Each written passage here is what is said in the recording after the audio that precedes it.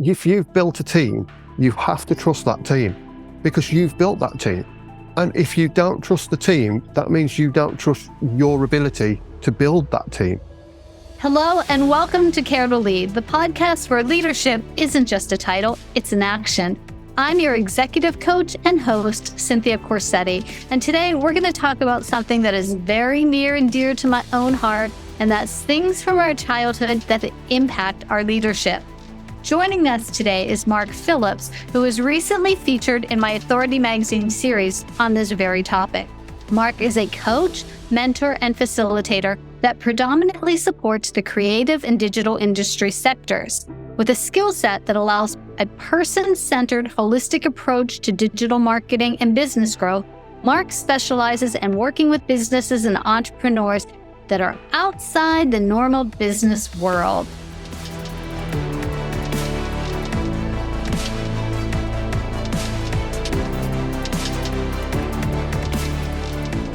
And Mark, before we go on, I want to welcome you and make sure that I didn't miss anything in your introduction that our audience and our listeners should know. No, good morning. That all sounds perfectly fine. Okay, great. So let's just get started. I think it's really fascinating how you've transitioned from various roles in the entertainment industry to teaching and now to professional coaching and mentoring. Can you share how these diverse experiences have shaped your approach to coaching, especially in the creative fields?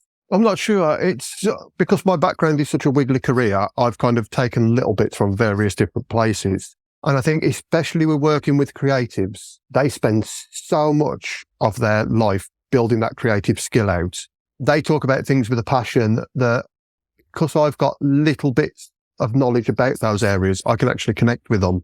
Whereas what I found was the opposite with kind of a lot of business mentors is they were very fixed on the business side, where you find a lot of creatives, they've got next to no knowledge about the business side, and that's not a passion for them.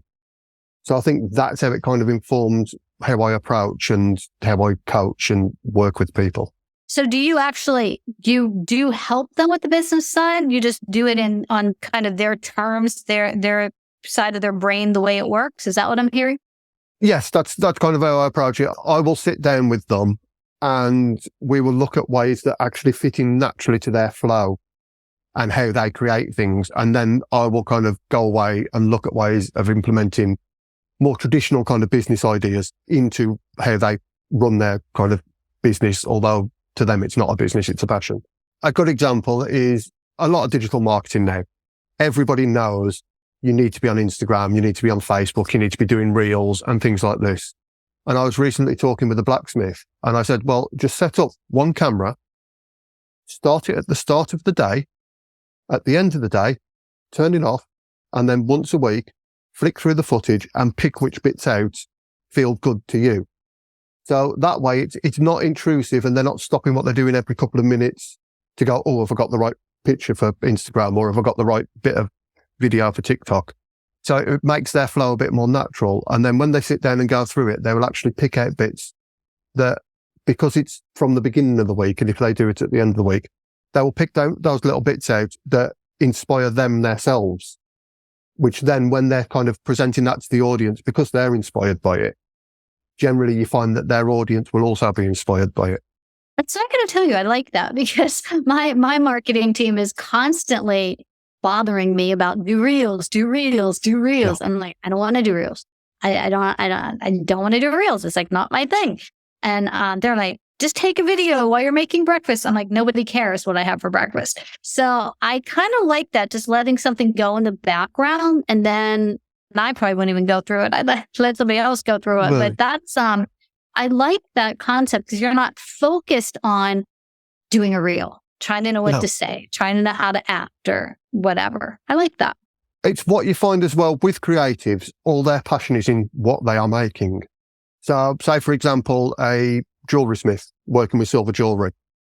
They are so kind of hunched over and focused on what they're doing. If they set a camera above their head, that bird's eye view, if that product then goes to a person, the fact that person could go and watch a video of it being made adds that element to it. And especially if these are bespoke orders, that kind of timeline, if somebody can go and watch their ring being made, And even as updates for a customer that's ordered something, if you can send them videos and go, look, this is where your thing is at the moment, it adds that new level of personality into it. But then if you share that with the wider audience, you're amazed at how many of the people want to see that, because they want to see that process. It's like you said about making breakfast. You'd be surprised about how many people want to be a successful coach and want to see what successful coaches do behind the scenes, not just when they're working with a client. It does work, and it works quite well. And people tend not to realize that nowadays, especially, we've got AI everywhere, got automated systems. People want that personal approach. They want that connection, because after all, that's all every human wants. They want that connection with other people. And these reels, it's marketing and it's terrible and nobody wants to do them. But if you can fit them in as just a natural thing, that naturalness filters out to who you are as a brand. And that is what your audience and your customers, essentially, that's what they want. They don't want that faceless brand. They want that person that they know. Well, see, you just were able to do some coaching to a coach, and my marketing people will be very happy to hear it, because I maybe we'll try it. I'm glad to get more of those reels out there. So you talk about, you have like an ethos of punk and some non-conformed attitudes. So how do you balance this with the need for structure and strategy in professional coaching? And what advice would you give to leaders struggling to maintain their authenticity in a structured environment? It's one of those things. You have to look at the structure that you've got and look at where your values sit within that structure and where things work. I mean, my punk ethos is very much do it. It's that DIY mentality. It's when I was 13, I wanted a guitar. I couldn't afford one. So I started a gardening business to pay for a guitar. The minute I got the guitar, I learned 3 chords, and then I wanted to put a concert on and I wanted to perform. That's my ethos with things. It's try it, because unless you try it, you never know whether it's going to succeed, fail, or whether you need to adapt it and move on. And I think especially with leadership, a lot of leadership, they always get tied up with thinking, is this the best for me, or is this the best for something else? They don't sit there and think, what is the process? And quite often that punk ethos kind of cements throughout everything I do, because I look at structure and I look at where I can throw structure out of the window. And when I was doing an ILM level 7, my supervisor on that said, you seem to work at your best when you throw coaching frameworks out of the window, because you relax into what you're doing and it becomes more natural. And with coaches, especially things like the GROW model, the Oscar model, we get caught up in those frameworks. And sometimes we will rush a client because we know we're halfway through a session and we're going, oh, well, I need to hit these 2 points on this framework. And that's not what a client needs. And as a leader, that's the same as the people around you, that's what they need. They don't need that rigid structure. They need a beginning, a middle, and an end. And then let's see where it can go. That's how I kind of approach things. And with leaders, I always say, if you've built a team, you have to trust that team, because you've built that team. And if you don't trust the team, that means you don't trust your ability to build that team. So get out of their way. Let them do what you've built the team to do and support them. And instead of saying to them, I need you to do this, or I need you to follow this framework, say to them, what do we need to do with this framework to make it work for you? What do you need me to do to support you in achieving what the goal is or the aim? And that's, to me, that's what a true leader does. They get out of the way of the people they're leading and let them excel. That's awesome. So the series that you took part in is things that happen in our childhood that impact our leadership. And I'm listening to your leadership philosophies and how you coach leaders, and I absolutely love it. I want to give you a little background about why I created this series and invited everyone to be a part of it. And then I want to dive into your past. So the reason this series exists is because I have a book coming out early spring, January, February, somewhere in there, depending on all the details, but it's called Dark Drivers. And the concept of the book is about things that have happened in our childhood that are unconsciously affecting how we lead, how we react, how we respond, how we get triggered, how we do everything. And it's a leadership book because leaders need to understand this. They need to understand this about themselves, and they also need to understand it about the people they lead, because that's where empathy comes from. If I know that I have triggers and I have doubts and I have insecurities and I have things from my past that are impacting me when I'm not even aware of it, I have to know that it's happening to them. So it gives me a chance to be more empathetic. So with kind of that background, that's why I created this series. And when I was reading through your article and speaking with you and looking and talking about your answers, you mentioned musicians and your grandmother as key role models. So yes. How do you think that the contrast between the rock star lifestyle and your grandmother's values of learning and personal growth has really influenced your approach to balancing ambition and personal development? That's quite an interesting one. I mean, my grandmother was an amazing person. And quite strangely, when I got my guitar, I wanted to be punk, I wanted to be rock music, things like that. And my grandmother got me into Gary Newman, which at the time was more electronic, but he actually also came from a punk background. So there was kind of a thread there with it. My grandmother was always keen, and she always said, the greatest gift we have is that gift of learning. That's what sets us apart as a species, is we can look at something and we can learn and we can understand, and then we can adapt things and we can move on. And if you stop learning, that's kind of when you stagnate. And with all the musicians, it's anybody who ever starts learning instruments. You know that you know very little when you start, and then you become aware that there's actually more that you don't know. So the more you learn, the more you discover there's more you need to learn. And that's the thing around music. And I mean, with these rock stars, they are constantly evolving and developing. And you look at somebody like, for example, Elton John, the amount of different personas over the years he has created. Madonna's another one. She's created all these different personas as she's grown, evolved, learnt new things, developed. The music industry's changed, so she's had to adapt. And that, I think, is a big lesson for anybody in industry to learn. The world is constantly changing. And if you look at any big, successful musician, what they have done is they have adapted over time and changed. And that is kind of what links back to my grandmother with her thing of always trying to learn and improve yourself and trying to do new things, explore new ideas, assimilate them into what you already know and adapt.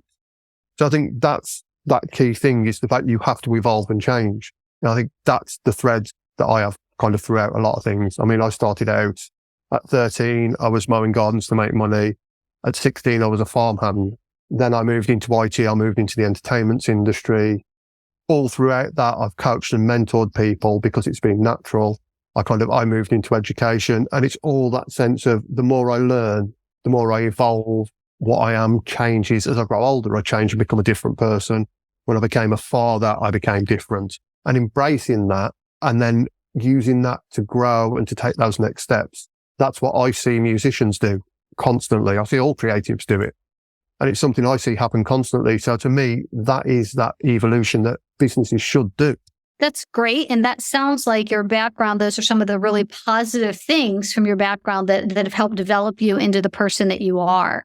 Mm-hmm. What are some of the things from your background that you still kind of bump up against? Sometimes they show up as imposter syndrome or like a trigger for you. Is there anything that are patterns in your life that you know come from some of the things that happened in the past? I think so, yeah. I think probably a big one for me is I come from a working class background, and I grew up in quite a volatile household. It's looking back now, I could probably say it was an abusive kind of childhood. And there is sections of childhood trauma in there. But I think that is what tied into that punk ethos of go out and do it on my own. Because I didn't have support. So I had to do things on my own to get what I wanted, because there wasn't the money in the family, for example, to buy the guitar. So I had to find a solution. And I think throughout my life, that's what I've had to do, is find solutions to things. But it also creates a bit of a negative trigger in me, because when somebody does offer help, I'm not always the best person to kind of take up that help or that support, because I'm not used to doing things on my own and doing things my own way. I mean, my wife and I, we have had disagreements quite often because she suggested that I do something. Now, she's creative and her creativity is kind of visual, so it's artistic. So say, for example, I'm doing an Instagram post or I'm doing a PowerPoint presentation. I will ask her advice for it and she will go through it and she'll say, well, if you do this and you put that in, it will look better and this will look better. But then that bit of me in the background that grew up having to do things myself and find my own way will then go, why are you telling me what to do? I know what I need to do. I know what this should look like. I know in my mind what it should look like, but I'm not visually creative. So over the years, I had to learn to kind of step back and go, hang on a minute. This is this ego and this childhood kind of trauma in me that's not taking the advice from someone when I value their advice and I appreciate their advice and I know their advice is the right advice. So it creates kind of a bit of a juxtaposition at times within my own head when I'm going, well, I need to ask for support, but I don't want support. But I know I need support, but I know if I'm offered the support, I'll say no. And right. That's quite a struggle. And you see that quite often, especially with creative, because they are so creative. If I then say to them, right, well, for this Instagram post, I want you to do this. They'll go, but I'm an artist. I know what to do. And then it's that conversation of, yes, but what you're doing is what you're passionate about. It might not be what engages your audience. And you see the same in leadership as well. Leaders get so passionate about things that they can often get blindsided that there is a great idea waiting in a team member. And I find it coaching directors is really interesting with that because their boardroom is their position of power. Mm-hmm. So if you go into a boardroom to coach a director of a company, they're already having a kind of power play with you because any suggestions you make to them, they're used to being the ones to tell people what to do. So if you're saying, maybe try this, you see them sometimes, you see their brains struggling with it. And I think because of my background, I understand that. My childhood, I understand that they are used to being in that place of power. So I quite often take them out of the boardroom because then it can be just a conversation. But again, I can sometimes, I suppose the best word is I can get disagreeable with certain directors because I can see exactly what they need to do because I've been in that kind of situation. And sometimes they can't see it. And I really want to go in and go, no, you need to do this. But as a coach, you have to kind of step back and let them find their own journey. And I think, again, because of my childhood, I want to tell them what they need to do, but I have to check myself and know that triggers there, that I have to step back. And I think that's made worse sometimes because when I was a teacher, obviously as a teacher, that's what you do. But I didn't sit well with the establishment of education and that rigid structure. Because especially I was teaching music, so it was so creative. And I was having students that are going to do very specific things. I was like, but that's not the music they're interested in. That's not their passion. If they do this instead, the work they do will be amazing. And again, I have to understand that punk bit of me rebels against authority a little bit. And that childhood having to find my own ways of doing things sometimes means that I have to step back and go, no, my way's not the way for this person. I need them to find their own way. It's quite strange and it's a muddled up thing, but as humans, we're all a bit muddled up with stuff. So it's an interesting journey.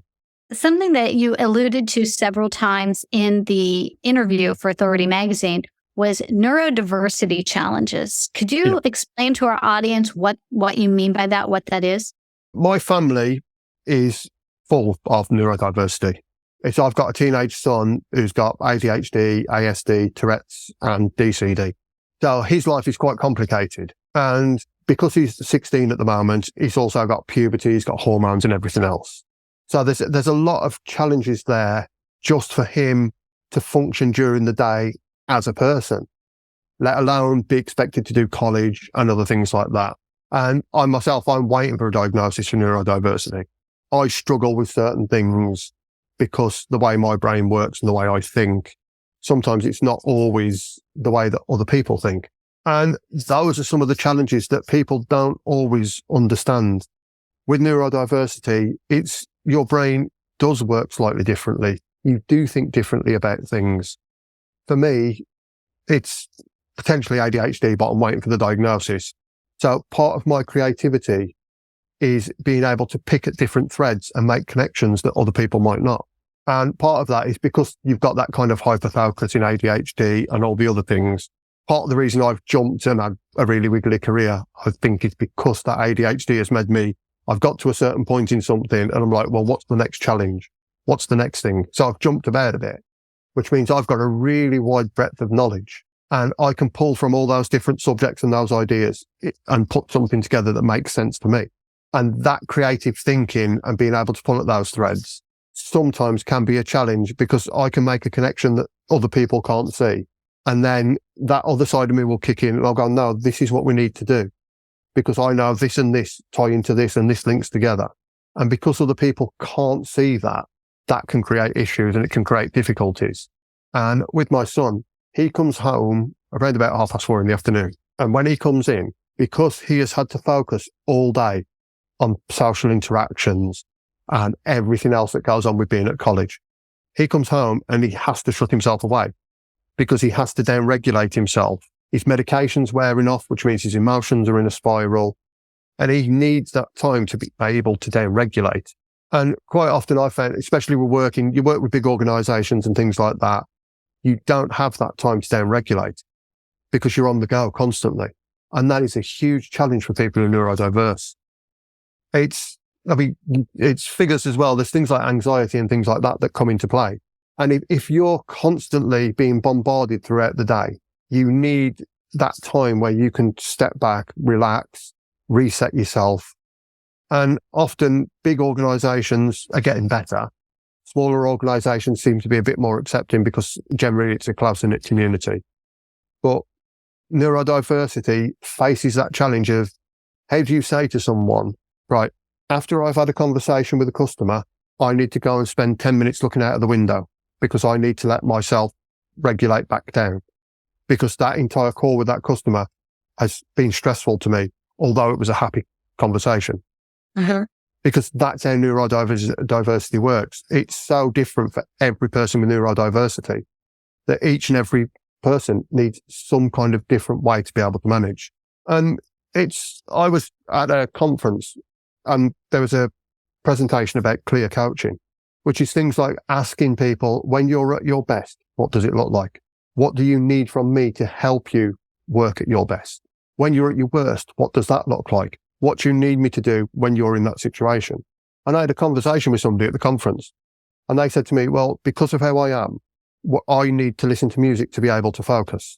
And when I'm focused, if there's any distraction, that's the rest of the day done for me. I can't get back into that project and focus. So we were talking about it and said, well, what about if you told people in your office that when you've got your headphones on, don't disturb you, you're focusing, you're working. If you take your headphones off, that means you're open to have conversations and talk with other people.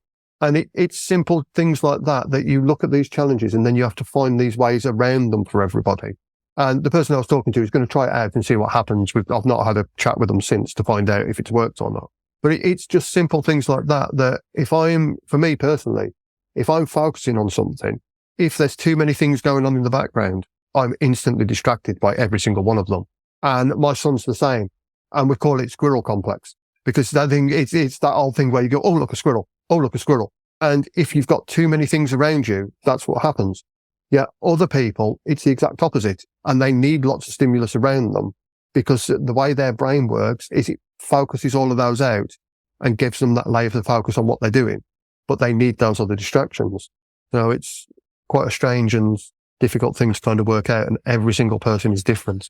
So what's your advice to leaders, though, who really, they can't, maybe they have 10 direct reports and how does the leader just determine if someone needs led, in the way that you're talking about and asking them I always tell leaders too, to ask, how do you like to be led?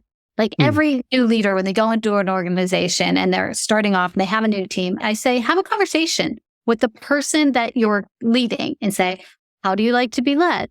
How can I support you best? So in addition to that, though, I'm hearing a little something more from you when you're talking about the neurodiversity. So how does the leader know how to take that next step besides just the surface of how do you like to be led? How do you like to report back? How do you like to be managed? I think the important bit links back to that thing again about learning.